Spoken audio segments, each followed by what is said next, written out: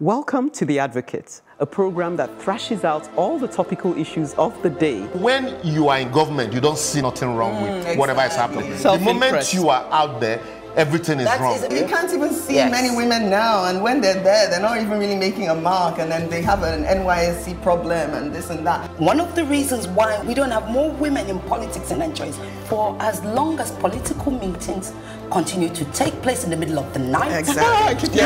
Really disastrous for a president to even say to be unaware of the chief It's justice. a ploy. It could be a strategy. That strategy was very terrible strategy. Because the buck stops at your table. Whether it's that we don't look after our cities, and quite frankly, Nigeria is becoming a very ugly place.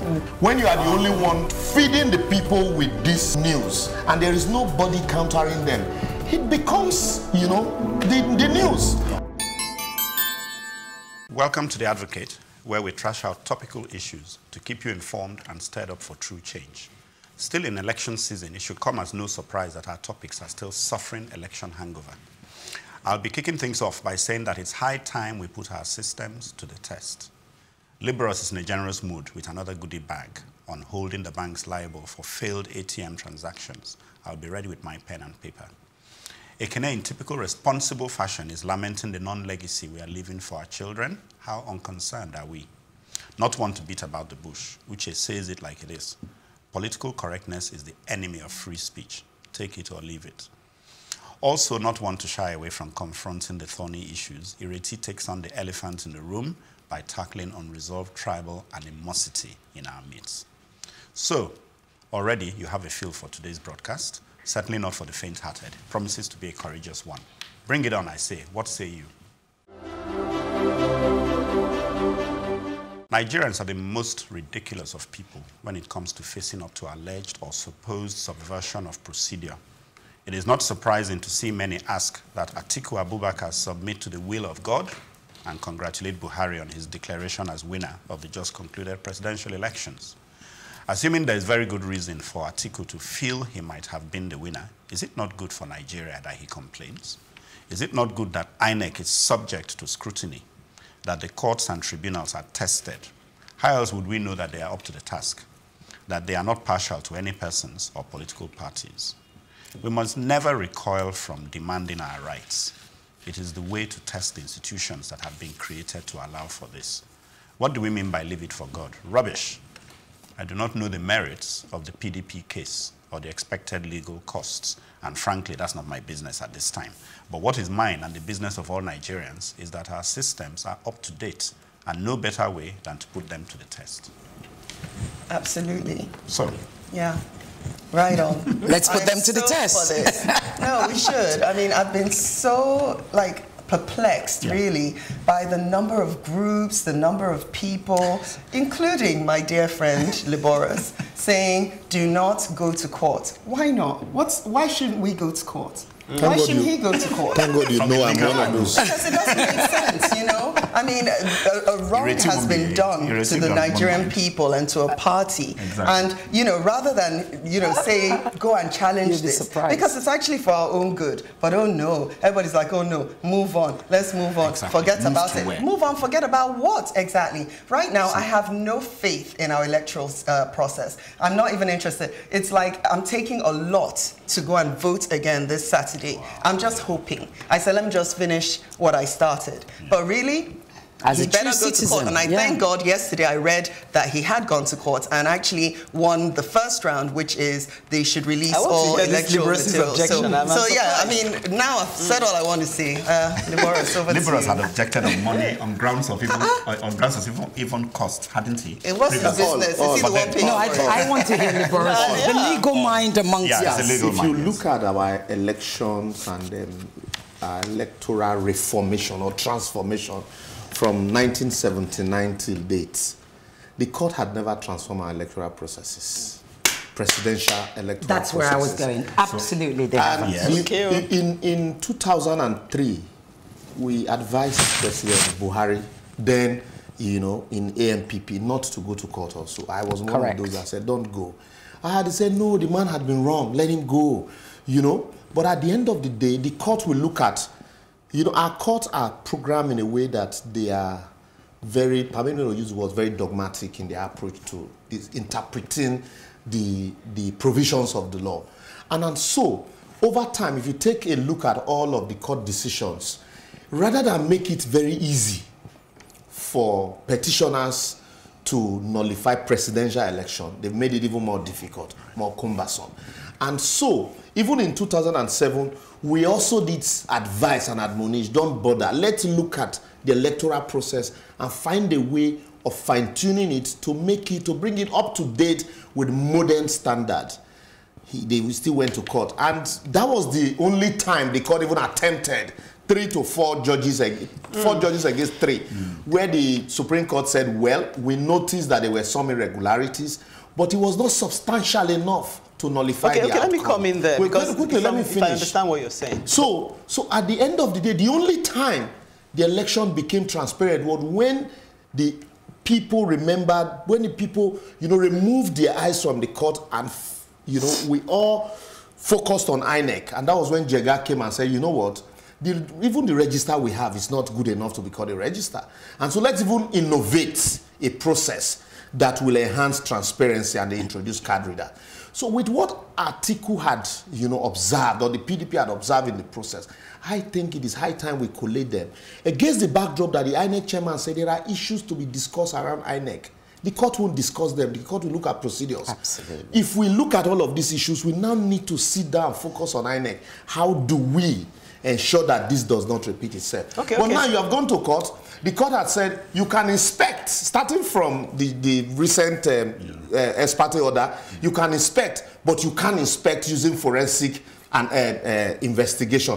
So how do you expect in modern day, and yet you can't do it forensically? Sorry, let me just say that, because from what you're saying, if I understand you rightly, you're saying the horse has bolted in terms of the courts intervening. Yes. However, if I follow Chuka's argument, he's still saying that the process of going to court to reveal the court's deficiencies is part of putting the system to the test. Yeah. The court is a system. It's lacking. So let's expose its issues so that the court themselves can also reform. We can't just keep keeping them there as an artifact. Let me also make the point. Let me just use myself as an illustration.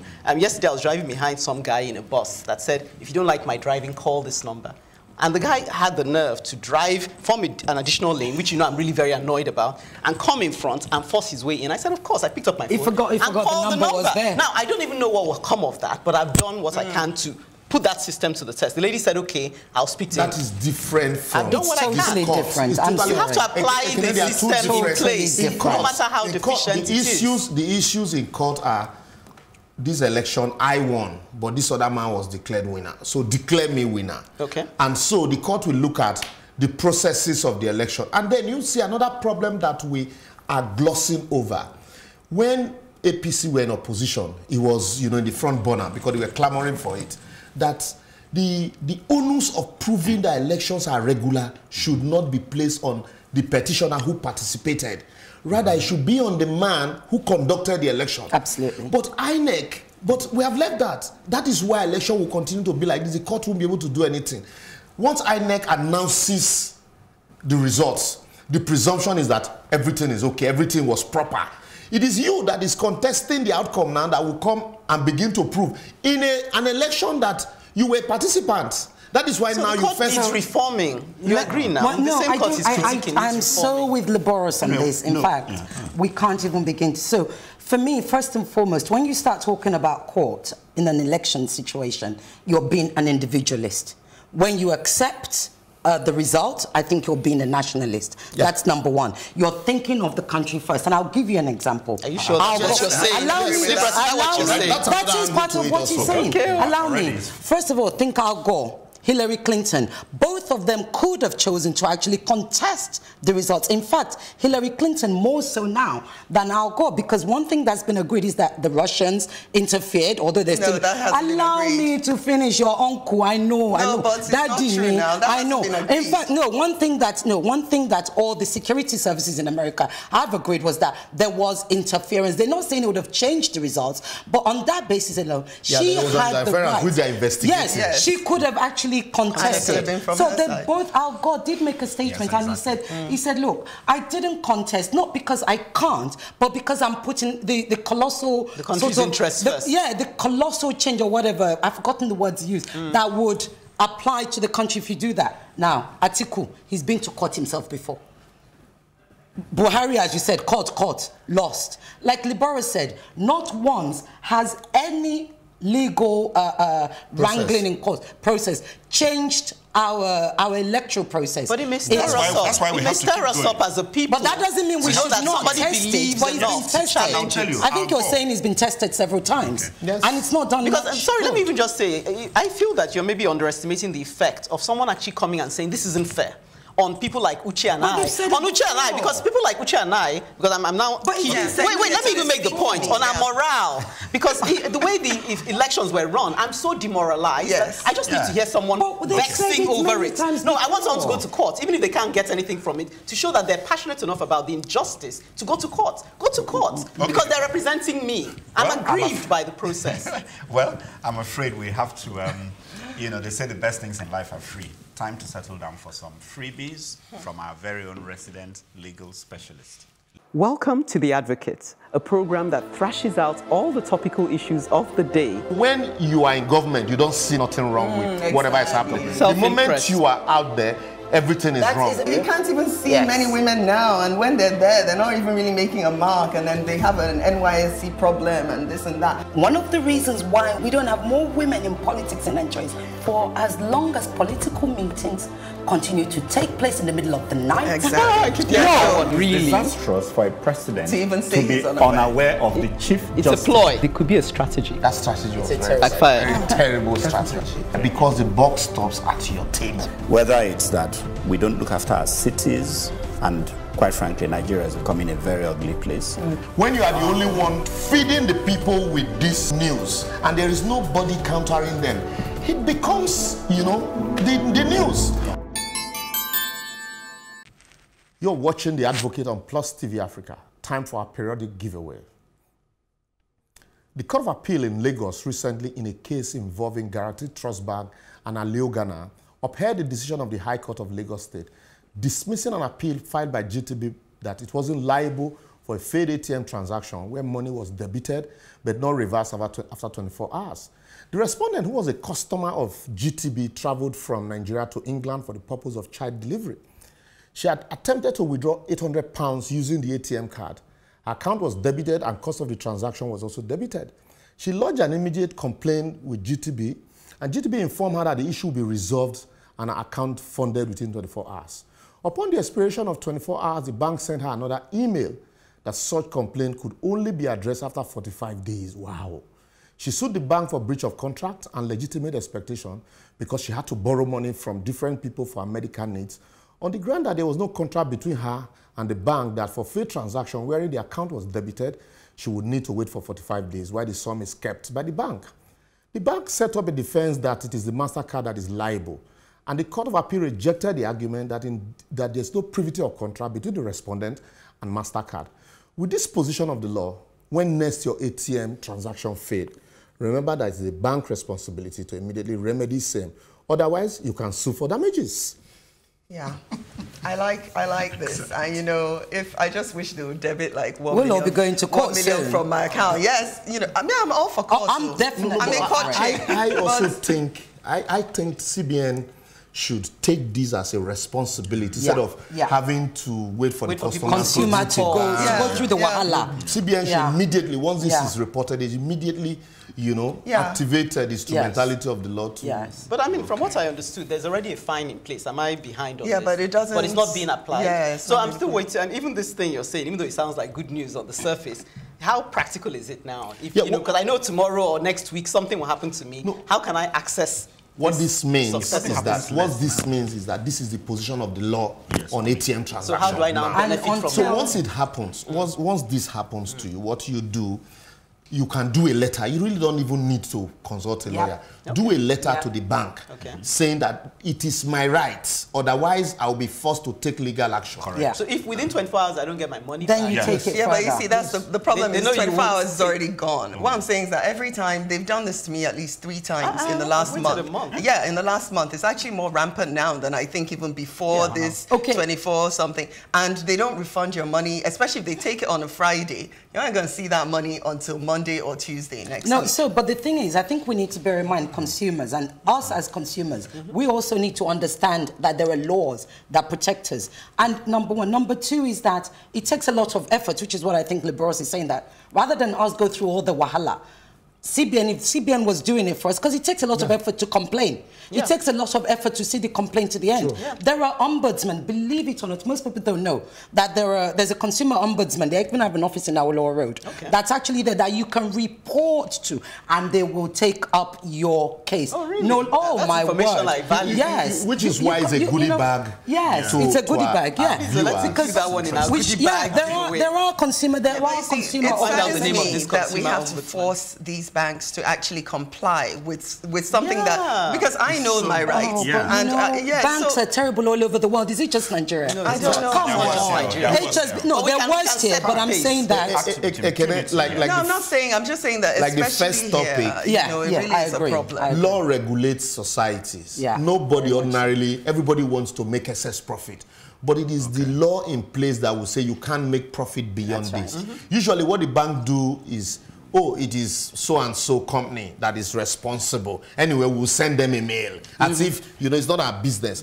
But the court is saying now, no. It's yours. The customer don't have a business with that your middleman. Yes, it's not our problem. It's your responsibility. So now that you as a customer know that the court have said that it is their responsibility to you, it is now left for you to take such step and say, look, now this is my right. You can't do this. But what I'm saying is, I knew all that even before. I knew that they had to reverse it within 24 hours or they would be fined. I knew that. And as soon as that happened to me, I wrote a letter. I called my account manager. I was on this case. Let me tell you, I didn't get my money back for a week. No. A week and a half. Call your lawyer. And that was almost Did you hear that? We'll call your lawyer. Call your lawyer. But your fee Call your lawyer. That's the problem. Your fee is more than the money. You're right. The money we will collect from the bank will be part of the fee. Oh, well, okay. Thank you. Yeah, exactly. Because I was going to say that banks seem to be doing better on ATM problems now. Yes. But No, they're not. Mine took almost a month my... recently. Almost a month. But I went to cinema to reverse it. I had to go to the bank. Then the bank told me. Sorry, which one is your bank? But I think we have a snitch in the house. Shall I tell you why? I think we have a snitch in the house.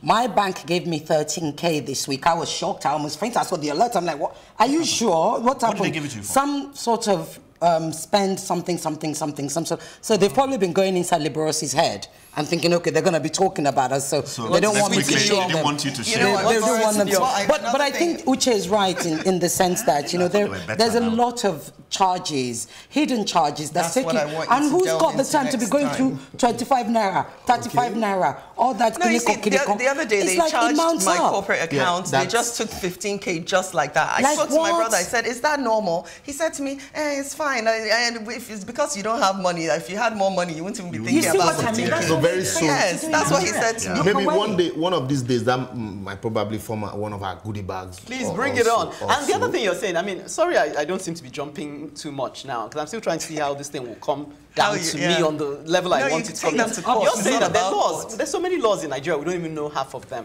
The problem I have is with the application of the law. How accessible is this practice for the average man on the streets who has time to be writing letters, let alone engaging in time to complain. I like your ombudsman idea. I like to just go to someone who will just take it on. Let me also say, before now, it is easy for people, consumers to suffer and then just say, well, there's nobody to take care of this responsibility. But you have consumer protection councils. They have offices in Lagos. I've had cases where I report matters, and then it's common for the person to say, don't worry, Consumer Protection Council won't do anything, but because we just want to resolve this, so, at the end of the day, they resolve. I've had even cases of contaminated bottled water. And at the end of the day, my client was compensated. You do get compensated. So it is good to test the system, as Chuka said. It is good to test but you have to want to test the system. And I think in Nigeria, we're always defaulting responsibility to, we don't know. Honestly, all these laws that's there, if liberals can learn them in law school, they're all on the internet. I want to complain about my bank. That we're talking about it will give you.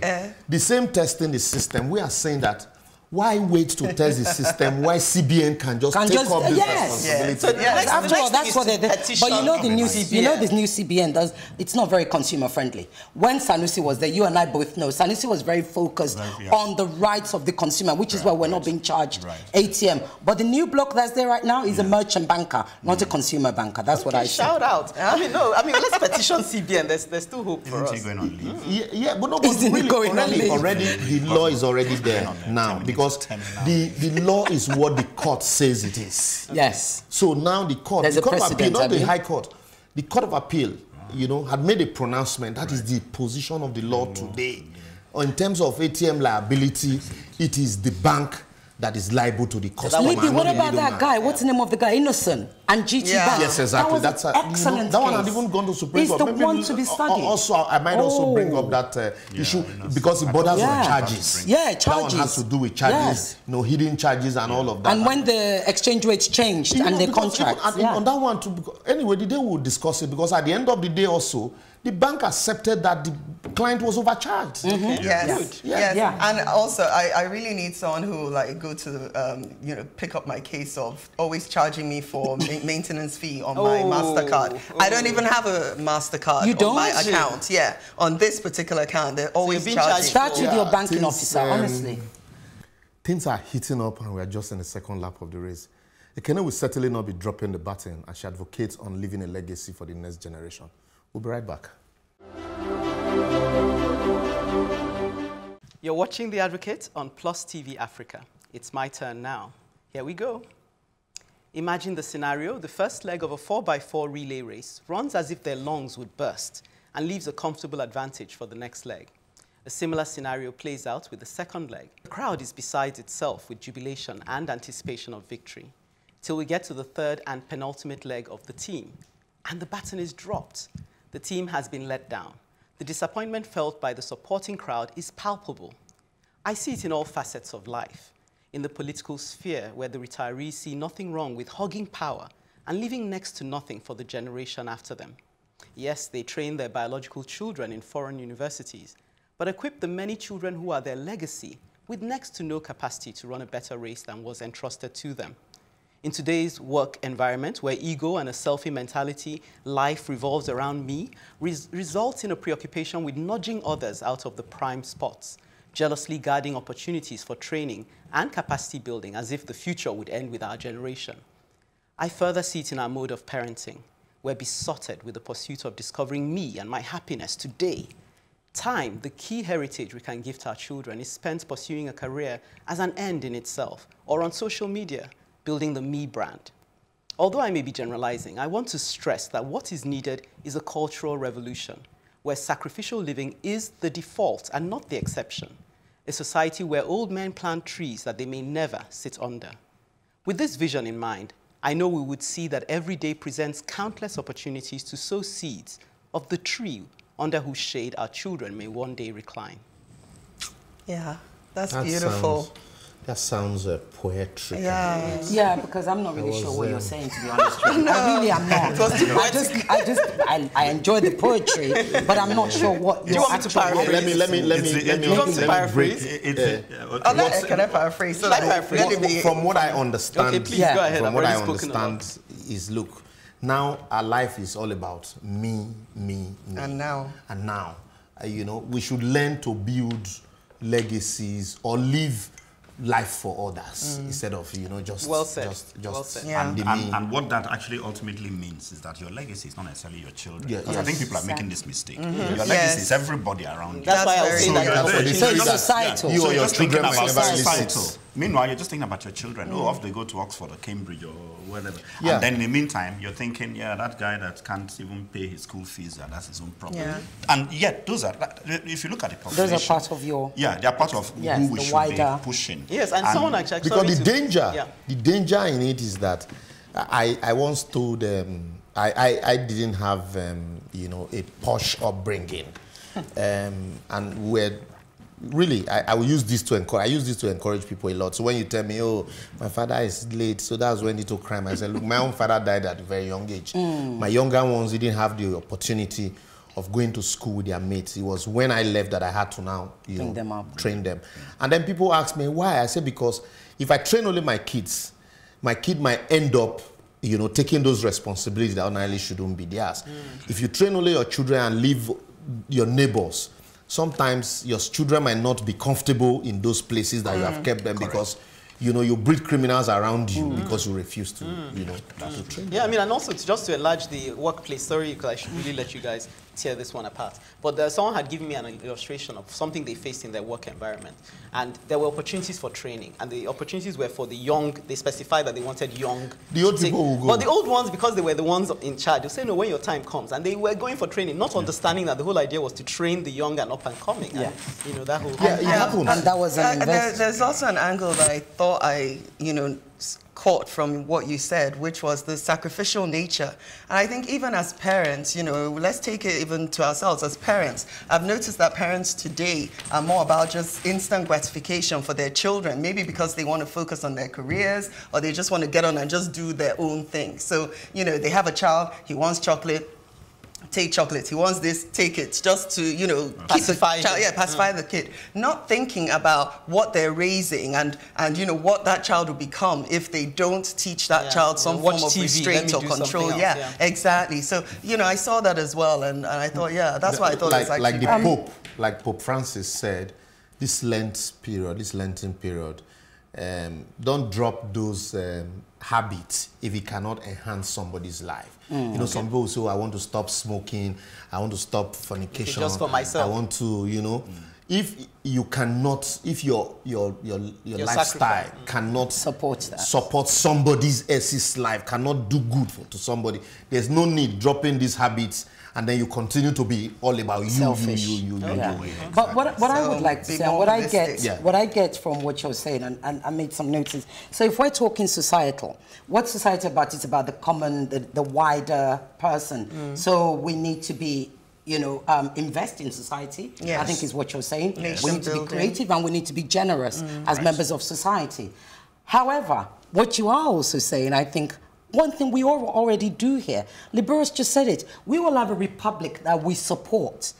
We do outside of our family. How many people here is not helping a driver or a driver's child or a maid or a maid's child? How many people are you sending to school in the village? How many people? How many people? So I think sometimes we're harder on ourselves. So I always say to people, when I first moved back to this country, when you grow up abroad, and honestly, so many things is so right. When you grow up abroad, you don't realize your responsibility to society.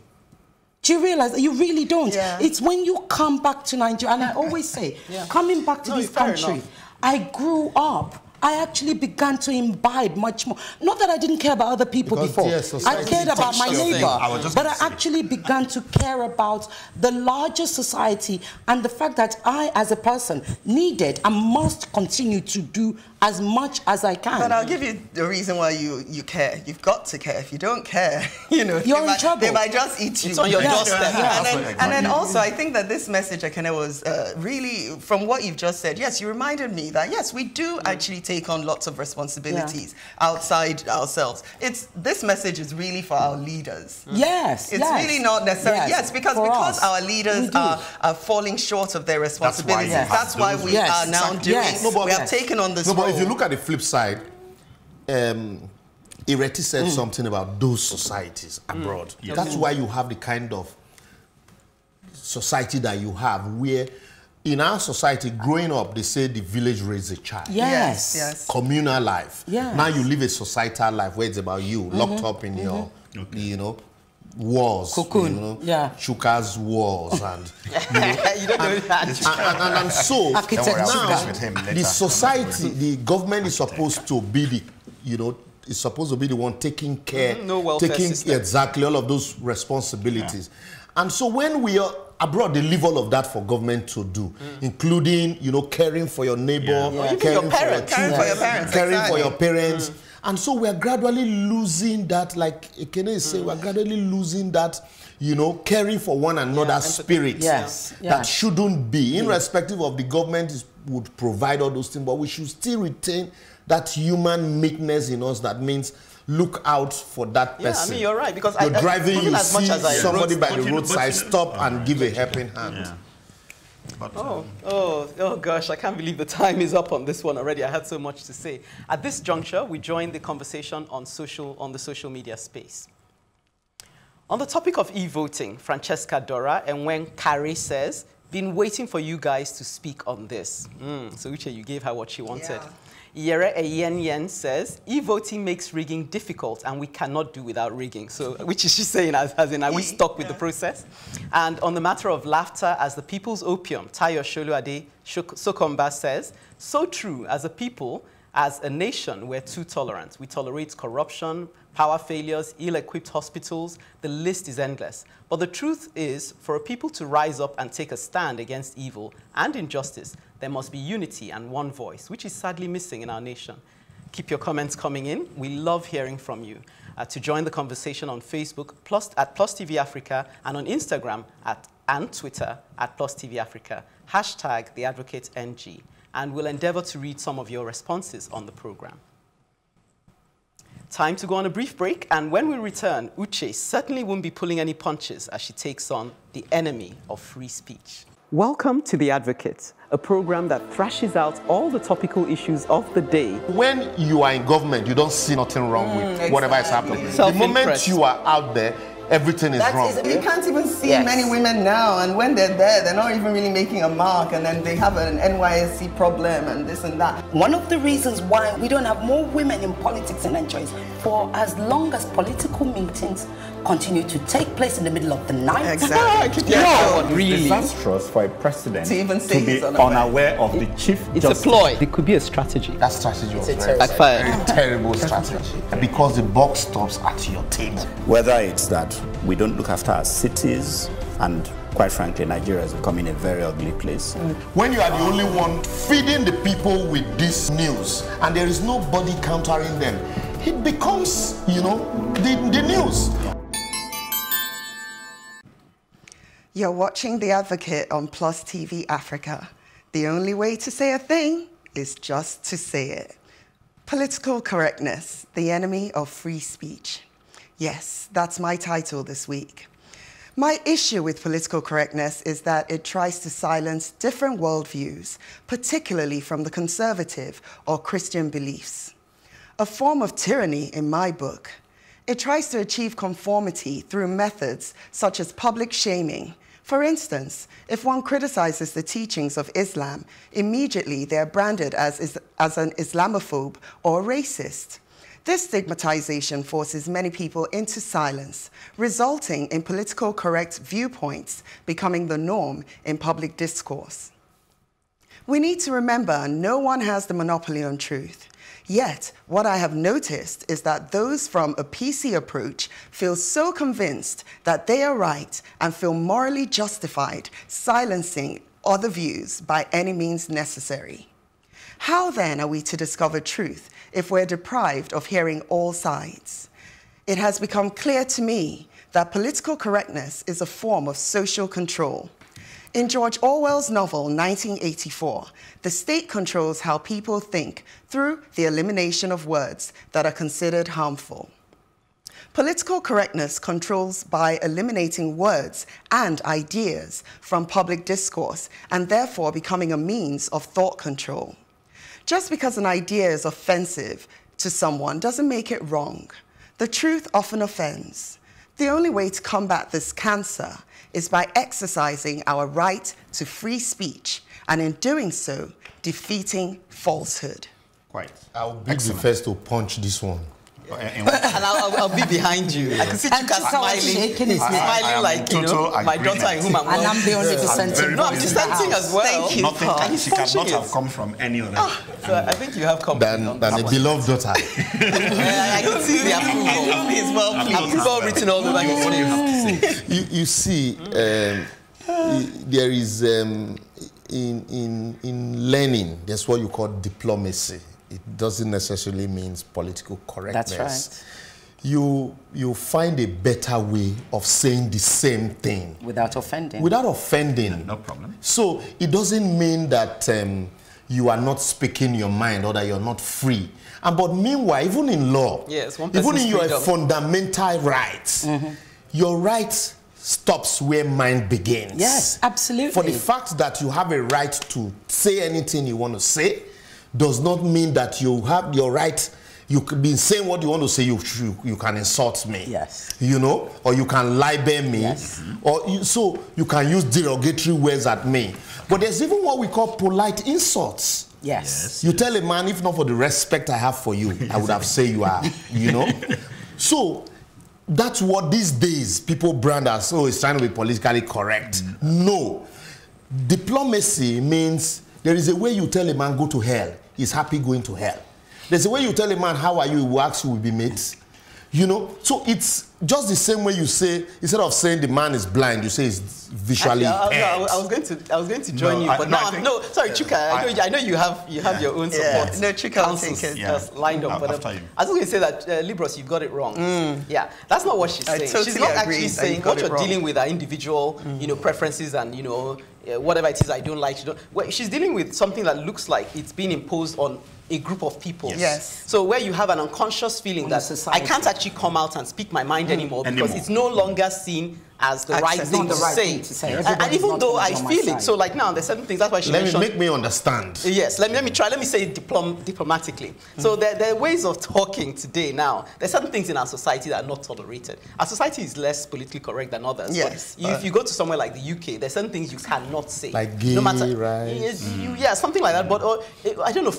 Even feminists, not easily. Even along the lines of feminism, there's certain things you can't do, and it will be already translated as you're crossing a line. So no matter how you feel, even if you want to just make light of it, you're already stepping. Like what Basket Mouth said. Yes. No, that word. That one is offensive. That one everybody. Is that political correctness? I need to understand this. Let me just maybe try and get it clearer to you. Like the reason I mentioned conservative views and Christian views, for instance, there was a case in the UK where there was a sick patient. It was in a hospital, and the nurse, obviously a Christian lady, decided that she just said, "Oh, let me pray for you."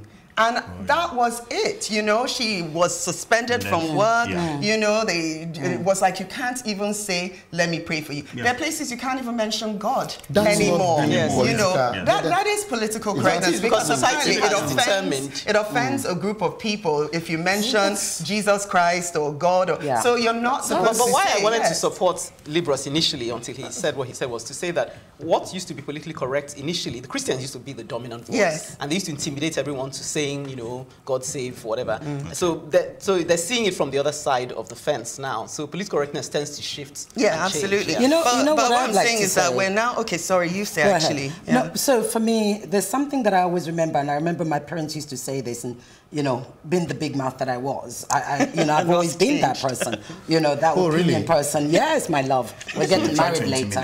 Behave yourself. We're getting married later. So, not if I have anything to do with liberty comes responsibility, and I think that's where Liberos is going to. With liberty comes responsibility. Where my rights begin, where somebody else's rights end, is where somebody else's rights begin. That's number one. Number two is the fact, what you're talking about, I think, is more applied to the West. Look, in Nigeria, we say Ghana must go. We say, what is it? We say, we so go. No, but we have viewers all over the world. Look, I was shocked when I heard Ghana must go said in front of Ghanaians, but they were busy laughing. Yeah, they were laughing. Because we don't feel we're not so sensitive. Now they have Nigeria must go. So they're not so sensitive to it. I'm shocked, No, but that's why, that's why I brought in the Islam. If I have to talk about Islam, let me finish. Because I'm the only one that's Christian Islam. So I'll let you finish. But I'll tell you, the whole thing is... This one is a chief, is Islam, is Igbo, is everything. We will know, we'll get to the end. As far as I'm concerned, I am just now tired of the West and this political correctness. And it's gotten to a point where people... Says the guy in his Western blazer. I'm feeling the colonial like uniform and his cords. But I'll go shooting after this. After that, I'll be back to Nigeria again. But to be fair, look at Michael Jackson's matter now. Everybody that I thought had sense in their head, black people that had sense in their head, are coming out there. What is it? Is it only Michael Jackson? What of Roman Polanski? What of this? What of that? And I'm like, for goodness sake, Michael Jackson is a weirdo who did all sorts of silly things. If they're about to catch him at things, please leave them and let them catch him. Leave color out of it. And, what is Roman Polanski? I said, look, Why don't you go after Roman Polanski then? Precisely. Simple. Maybe the black press does not have enough. What's Mia Farrow's ex-husband? The one more recently. What's his name? Woody Allen. Woody Allen And the other girl. So your point being that... So my point being that, are we now so blind and blinded that we just argue against what we actually believe? We don't look, Michael Jackson is probably a pedophile. Okay. Probably. Okay. I agree. And if you ask me what I think, I probably think he is. Now, he's in trouble. He's dead, but he's in trouble. And oh, he's dead, now he can't answer. What has he got to answer? When he was alive, he couldn't answer. Yes. They had to quickly do all sorts of things and pay money, 20 million here and all that. As far as I'm concerned, don't bring other people that have done wrong. Deal with Michael. Separately. If you can catch Roman Polanski, go catch and him too. So the political correctness thing is saying what? Where it's only blacks they're after now. Bill Cosby, Michael Jackson. See, this is the problem I have with the PC thing. Is that there's always, I think at every time, there's always a group of people that are being censored over another group. So like you said, there was a time when the Christians were more dominant. And so anyone that didn't believe, you to be an atheist at that time, you probably just, you hide, you keep quiet. But like now, it's almost like it's gone the other way. You know, all of these, thank God is, in Nigeria, not in the UK. Yeah, because when we try to bring these things in here, sometimes, you find it, pockets of it around. You made example with Islam. It's borrowed. It's all borrowed. Oh, look, you have to be sensitive to these views, all that, But really, for me, some of these issues had to do with, the way we have come to see life. Growing up, it was okay as a Christian for you to accept that there are certain things you cannot say or do. So if we accepted those things those days because we were Christians, why now that Ekene has said now the Christians are the churches are the receiving end? So why are we feeling bad about it? My own is the mischief behind it. When I look at the word political correctness, I see playing to the crowd. That's the way I code it. So there's some mischievous people who use it to shut the mouth of other people. That's my only issue with it. Yeah, because then those days you say, look, I don't believe in Jesus Christ. So they tell you, oh, you are atheists. Wow, okay, yeah, this could go on forever, I know, right. So time for another quick break, and when we return, Ireti will be taking on the elephant in the room. You're watching The Advocate on Plus TV Africa. Time to be courageous and say what needs to be said. So what am I saying? I'm saying where history can't be denied, only the truth matters. So the just concluded presidential and senatorial elections was both arduous and frustrating for all of us. However, one thing that has been surprising and will forever remain in my memory is the retreat to divisive ethnic jingoism and stereotypes. The election violence here and there and the subsequent success of the incumbent at the polls reignited age-old mistrust amongst different Nigerians, giving rise to some very disturbing ethnic vitriol both on and offline. These vitrials and rebuttals are clear evidence that people still very much see and experience themselves in terms of their ethnicity rather than as Nigerians. What this suggests to me is that if we truly want to continue the Nigerian project, we'll need to become introspective and open ourselves to questions by listening to the voices of disaffected groups so as to understand the source and reason for division.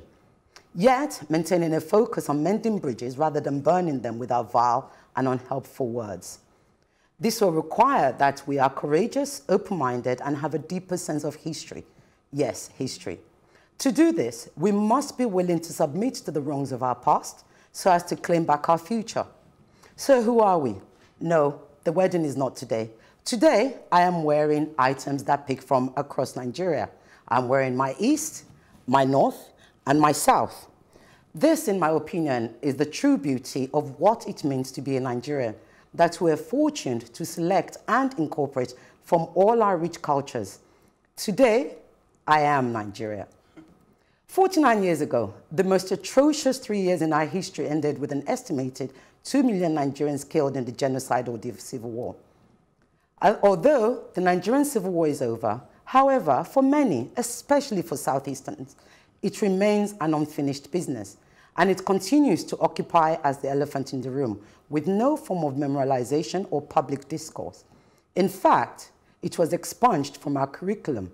It is the absence of the complexity and nuance of history and experience that over and over again leads people to retreat into ethnic biases and stereotypical attacks. If we wish to continue with this project called Nigeria, and I firmly believe we should, we need to start having honest conversations, open and painful dialogue. I believe it is the only way we can form a true Nigeria out of our many differences. And today, I invite us to begin to confront the errors of our past, reconcile it with the present, in order to remove the cobwebs that constrain our stronger togetherness. That's really strong. That's very holistic. I love it. I know, I'm looking... I'm surprised that somebody so politically correct feels this amount of... I won't answer yet. I'll let you all go around before I answer that. I was just going to say... this togetherness, confronting the past, the civil war. To be honest, not that she's not a good woman. But let me just make the point. Sorry, Libros. The thing that pains me when it comes to having a dialogue about our togetherness, often the much I see on social media, is the fact that there's a certain lack of humanity in the way people express themselves. Are you saying that just because you didn't suffer or you don't have anybody that suffered the Biafran War, you can't empathize? No. The way they talk as if, well, it didn't happen to us, so you people, even when they talk of Jews like that, I feel the pain. As a human being, can't you even say if nobody ever died from whatever that person suffered? As a human being, can't you understand that if you were in their shoes? So I just feel that people throw away that ability to empathize, and that's what always numbs me and puts me off such conversations. Because are you saying that it's my own problem? That's the thing I find hard to deal with. No, in our attempt to forget it. Thank you. That's it. In our attempt to forget it, we refuse to teach the lessons. And so what you didn't experience and you are not taught about the experience, you will never feel it. It will take, that extra human to feel it. So that's why she said it was expunged from our history books. Yes, correct. So we don't discuss it. Rather than sit down to discuss how did we get here? Yes. So that we avoid these pitfalls. Again. And so today, we heard of the reconciliation. Truth and reconciliation. No, they call it reconstruction, reconciliation, the 3 R's. But at the end of the day, it was just a mere slogan. Nothing. And so, even after the war, you still found the Easterners, they all went out. But what happens? You remember the Metasine, the Northern Crisis. It was as if they were the only people that were traveling. And so anytime there was crisis, it's as if they are the only strangers. We also forget that people from the north also are very nomadic in nature. So now our political leaders have mastered the act of using us against us. So once they lost out, they shout marginalization. Meanwhile, when they are dining together, they don't remember. So that's where we now we should begin to teach, our people the lessons of this crisis. We were more than, quickly rounding up. Rwanda, today we celebrate Rwanda, but we forgot that we had passed Rwanda. After the war, we had PAN, we had Nigerian Airways, we had the National Theatre, we have shipping lines, and all of that built by Nigerians and for Nigerians. But we lost all of that because now we all want to divide and rule. No, because I was everything Libora said really resonated with me, because I said this is a very simple thing to actually solve. If our leaders really wanted to solve this, our leaders could easily solve this. First of all, if Buhari wanted to solve... But I got the impression Gowon wanted to solve... No, let me forget about the past. We're talking about now, who's in, And I'm like, if Buhari really wanted to solve this, all he needed to do was just have a government that was inclusive. Don't make statements of 95%, 5%. This one voted for me, this one didn't vote. Don't penalize people. Don't penalize people. Don't have this arrogance towards the Igbos or the Easterners, and then you have this let my people come and feed. Let my people come and jolly. The rest of you can go to hell. If he really wanted to solve this problem, it is so easy. Because I'll tell you one thing about the Easterners or the Southeasterners, or however we want to be known, is that we like to actually assimilate. We want to be part of it. We even want to forget. Trust me, we want to forget. No, not forget in the sense that we want Nigeria to be whole. But at the same time, if people don't allow it to be like that, then, what else is going to happen? You see, Oshibanjo tried it, and it worked perfectly. Yes, in that time, in that short space. We were made to forget because we were not taught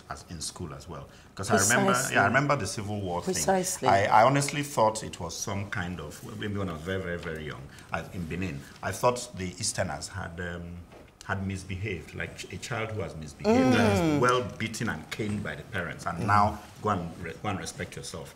That's what I thought the Civil War was. Until they started to open up that it's not quite that. But isn't that's the impression a lot of people still have about it. And they still have that exact impression. But the other way I'm thinking about it, is it because, you see, all these things have serious... There's a lot of thought that goes into going to war and all that, politics, all sorts of economics, everything. Could it be that there's too much at stake, and that's why we're hiding?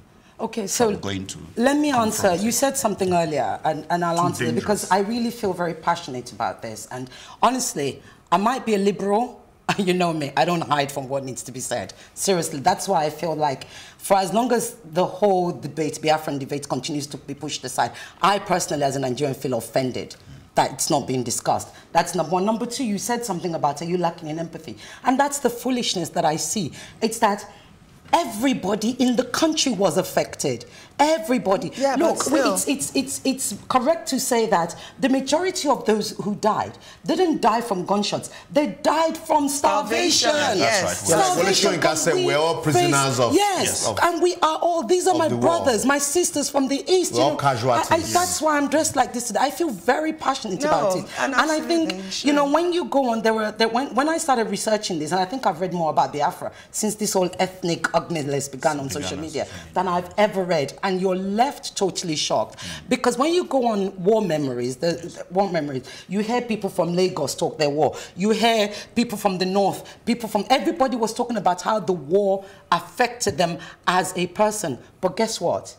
I think it's from Biafra that Nigeria began to take on this carelessness, this violence, this this uncaring, this selfish. I think it all began from after Biafra. And unless we truly debate it, that elephant in the room is going to be there. Because the truth is, and I'm not taking anybody's side. I'm saying as a people. My mom telling me, because she was there live, so she, it took her actually telling me about what she went through. And that was when I started to feel perhaps what they went through. This might be a good time for us to hear from the voices on the streets on this matter. Let's talk to the voice pops. Went out on the street to ask Nigerians how they felt about the ethnophobia that's been going on. Definitely played a role. Like, even as you can even see from the election results that a lot of the northern tribes went for Buhari. And also the fact that Atiku chose his vice president to be from the south side, you can even see that gathered a lot of votes. But Atiku basically won all the states in the south, all the southern states. Yes, he did. Most Southwesterners voted for APC. The majority of the Southeasterners and South-Southerners voted for PDP. So he did. Yes, 100%. There was a day I worked late and I listened to my colleagues, and the plan was after this, it's coming to South and Siso Sisbajo is with Buhari. Maybe when he leaves, there's hope that he's coming to the Yoruba land.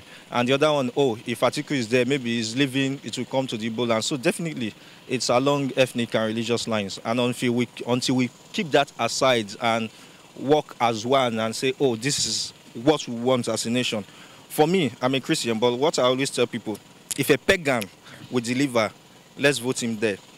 If a Muslim will deliver, let's vote him there. Then if he's a Christian, let's put him there. The nation has been polarized along ethnic and religious divides for the past 4 years, which is what we've seen in this administration. And I think the unifying of this nation is key to this second term. It has to show that it's everybody's president. Yes. What did we think from that? So the guy quickly, permit me to say, profess some form of solution to this, because if care is not taken, very soon we're going to be having people without identity. Let me explain briefly. You are in Lagos, you can't vie for public office in Lagos. And then you want to contest for public office, you go to your state of origin, they say they don't know you because you are a Lagosian. And so before you know it, your children, in some cases, they don't even visit the village. They are not Lagosian and they are not from your place. They are without identity. So this idea of state of origin, we need to get rid of it, right? So all of these are some of the issues also. A man asked me recently, what state are you from? I told him. He said, what local government? I said, please, is getting...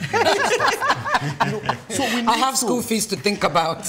We need to begin to find a way of accommodating, because this idea of, oh, you are not a Yoruba, and so not being a Yoruba, you can't determine who governs Lagos. Lagos. And so, yet we're talking about government of the people, for the people, and by the people. Or you are not from Anambra, and so you can't come to Anambra and vote. Yet you live in Anambra, you pay your taxes in Anambra. So I think we should begin to challenge our leaders. Challenge leadership. Anybody that wants to take up responsibility of leaders, these are questions we should be asking them. Yeah. And I hate to be a party pooper, but we do have to call it a wrap right now on The Advocate. However, as usual, the conversation continues on our social media platforms. Instagram, Twitter on @PlusTVAfrica, #TheAdvocateNG. Don't forget the NG. On Facebook, it's +TV The Advocate NG. We love hearing from you. Till then, time to say goodbye and see you next week. Bye.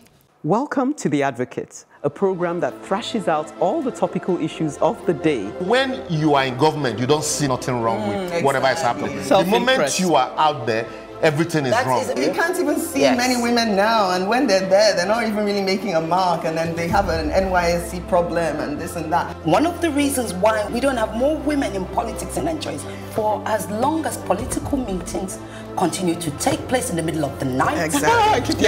Really disastrous for a president to even say to be unaware of the chief It's justice. a ploy. It could be a strategy. That strategy was very terrible strategy. Because the buck stops at your table. Whether it's that we don't look after our cities, and quite frankly, Nigeria is becoming a very ugly place.